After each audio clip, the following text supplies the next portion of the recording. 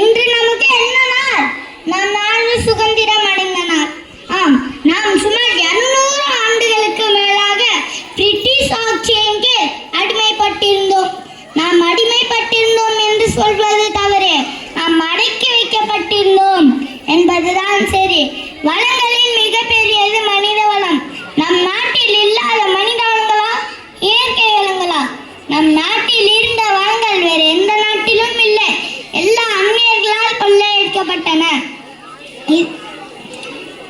இதையெல்லாம் பார்த்த பல தலைவர்கள் பொங்கி எழுந்தனர்.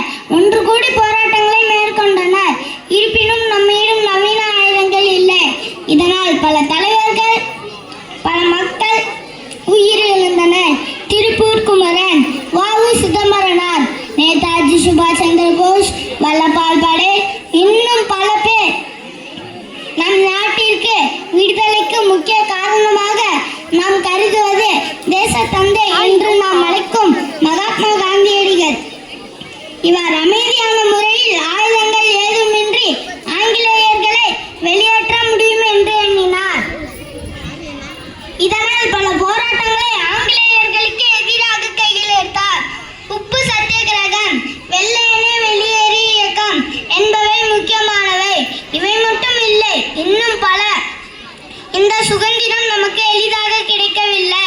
பல போராட்டங்களுக்கு பிறகு, பல உயிர் தியாகத்திற்கு பிறகு ஆகஸ்ட் 15, 1947ஆம் ஆண்டு நமக்கு சுதந்திரம் கிடைத்தது.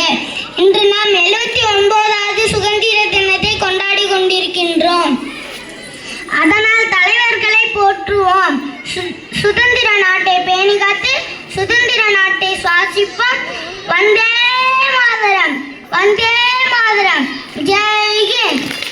தேங்க்யூ.